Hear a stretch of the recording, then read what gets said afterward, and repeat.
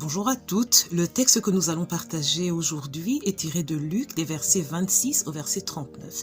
C'est l'histoire d'un homme qui était possédé par des esprits mauvais et qui vivait dans les tombeaux, qui était souvent lié avec des chaînes, qui se meurtrissait avec des pierres tellement il était maltraité par ces esprits mauvais.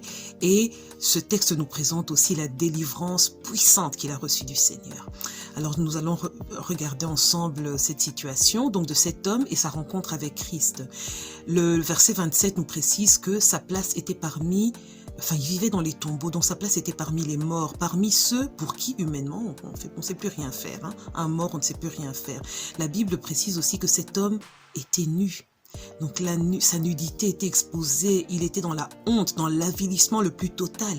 Et on voit vraiment que le diable, le voleur, il ne vient que pour piller, pour détruire, pour avilir l'être humain par le mal. La Bible présente aussi dans ce texte l'autorité du Sauveur. Sa rencontre avec Christ a été déterminante. Jésus est le bon berger. Il est venu libérer les captifs. Il est venu afin que les brebis aient la vie et qu'elles aient la vie en abondance. Gloire au Seigneur. Là où les hommes avaient tout essayé pour cet homme, pour ce monsieur, Jésus est venu le rencontrer. La Bible dit que Jésus est venu parcourant la terre, faisant le bien, libérant ceux qui étaient sous l'emprise du royaume des ténèbres. C'est ça notre Jésus, ce Seigneur puissant, ce Seigneur qui délivre. Et au verset 35, un peu plus tard, on voit cet homme vêtu, dont sa honte est enlevée, gloire au Seigneur, et il est dans son bon sens. Jésus a enlevé sa honte. Cet homme a une position nouvelle. Il est désormais assis aux pieds du Seigneur. Il est calme près du prince de paix. Il est dans son bon sens. La Bible nous dit dans le psaume 19 au verset 8 que la parole de Dieu rend sage l'insensé. La parole est puissante et cet homme est rendu à sa famille. Il est restauré complètement.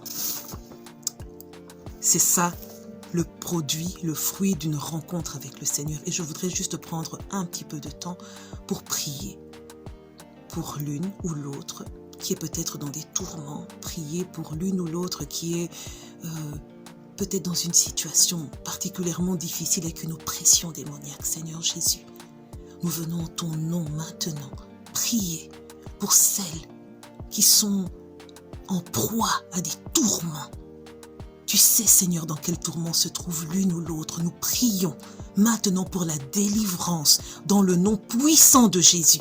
Nous prions pour une rencontre déterminante avec toi, le Sauveur et le Maître. Toi qui fais du bien, toi qui libères les captifs. Nous proclamons et nous ordonnons la délivrance dans le nom puissant de Jésus. Amen.